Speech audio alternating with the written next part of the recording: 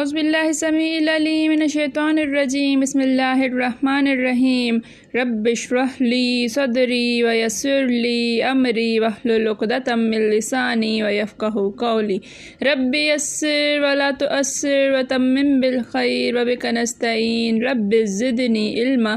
السلام علیکم ورحمۃ اللہ وبرکاتہ۔ الحمدللہ ہم سورہ بقرہ کا ترجمہ و تفسیر کر رہے ہیں۔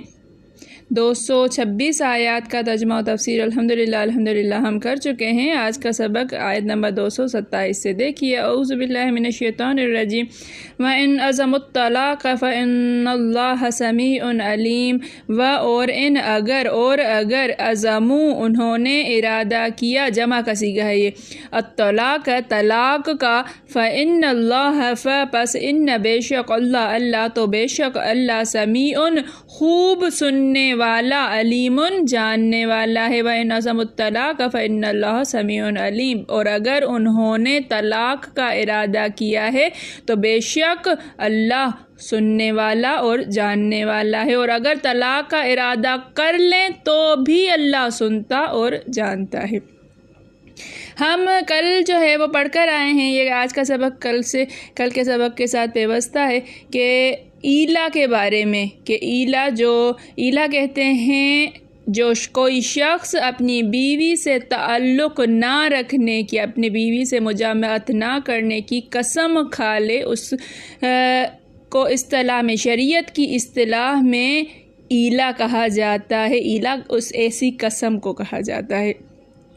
اب اس کی دو صورتیں ہوتی ہیں، ایک یہ کہ وہ شخص جو ہے 4 مہینے کی مدت جو ہے وہ پوری کرنا چاہے، یا 4 مہینے سے کم کی قسم کھاتا ہے کہ 1 مہینے 2 مہینے کے جو ہے وہ میں بات نہیں کروں گا، اپنی بیوی کے قریب نہیں جاؤں گا، یا پھر 6 مہینے 8 مہینے 5 مہینے 4 مہینے سے زائد، یا 4 مہینے تک جو ہے وہ اپنی بیوی کے قریب نہیں جاؤں گا۔ 2 صورتیں ہوئی ان کی۔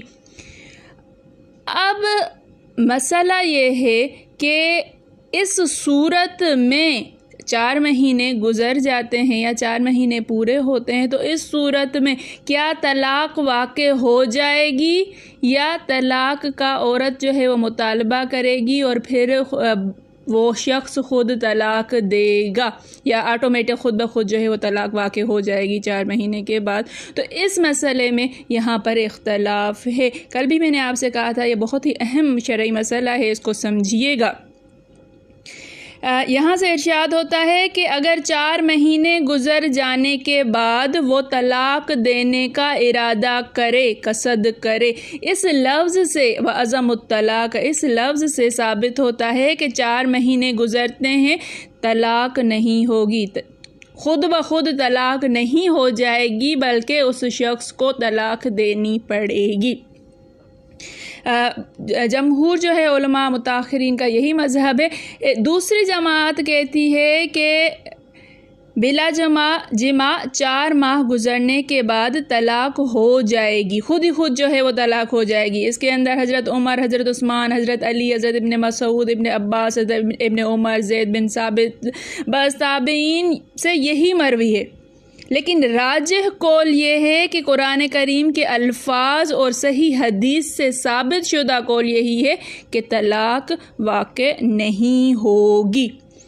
پھر بعض کہتے ہیں کہ بائن ہو جائے گی، بعض کہتے ہیں کہ نہیں بائن نہیں ہوگی، کچھ جو ہیں وہ طلاق پڑھنے کے قائل ہیں، وہ جو لوگ طلاق پڑھنے کے قائل ہیں وہ کہتے ہیں کہ اس کے بعد اس سے عدت بھی گزارنی پڑے گی۔ اگر ان 4 مہینوں کے اندر جو ہے وہ عورت کو 3 حیض آ گئے تو اس پر عدت بھی نہیں ہے۔ ابو شعثہ رحمۃ اللہ فرماتے ہیں یہ۔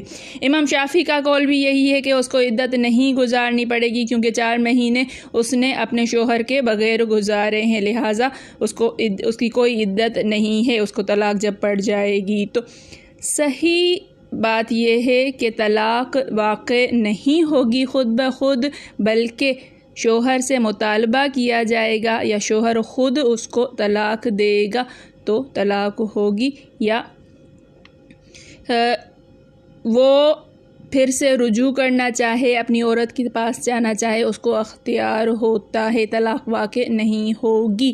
اب ایلا کرنے والے کو مجبور کیا جائے گا، یا تو وہ اپنی قسم کو توڑے یا طلاق دے دے۔ کل بھی ہم نے پڑھا تھا امام موطا مالک میں، یہ موطا مالک جو ہے وہ امام مالک کی کتاب ہے، حضرت عبداللہ بن عمر سے یہی مروی ہے حدیث۔ صحیح بخاری میں بھی یہ روایت موجود ہے۔ امام شافعی اپنی سند سے حضرت سلیمان بن یسار سے روایت کرتے ہیں کہ میں نے 10 سے اوپر صحابیوں سے سنا کہ وہ کہتے تھے 4 ماہ کے بعد ایلا کرنے والے کو کھڑا کیا گیا تو کم سے کم یہ 13 صحابی تھے، 13 صحابیوں نے ایلا کیا ہوا تھا۔ حضرت علی سے بھی یہی منقول ہے۔ امام شافعی فرماتے ہیں یہی ہمارا مذہب ہے، اور یہی حضرت عمر، ابن عمر، عثمان بن زید بن ثابت اور بہت سے جو ہے وہ صحابہ کرام سے یہی مروی ہے کہ ان کو کھڑا کر کے طلاق دلوائی گئی یا ان سے مطالبہ کیا گیا کہ آپ طلاق دیجئے۔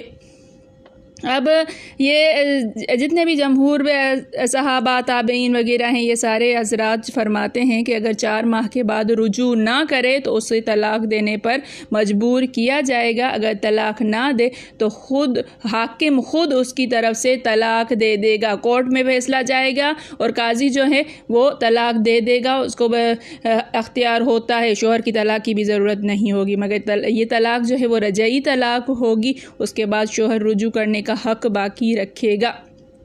عدت کے اندر رجعت کا حق خاوند کو حاصل ہے۔ ہاں صرف امام مالک رحمۃ اللہ فرماتے ہیں کہ اسے رجعت جائز نہیں یہاں تک کہ عدت میں جمع کرے، لیکن یہ قول نہایت جو ہے وہ غریب ہے۔ صرف امام مالک کا یہ قول ہے، البتہ جو ہے وہ صرف ایک رجعی طلاق واقع ہوگی وہ طلاق دے گا، یا قاضی طلاق دے گا یا حاکم طلاق دے گا، تب بھی اس کو جو ہے ایک رجعی طلاق ملے گی، رجوع کرنے کا حق باقی ہوگا۔ یہ ہم جب طلاق کے مسائل پڑھیں گے تو اس میں ہم طلاق کی قسمیں ساری انشاءاللہ پڑھ لیں گے۔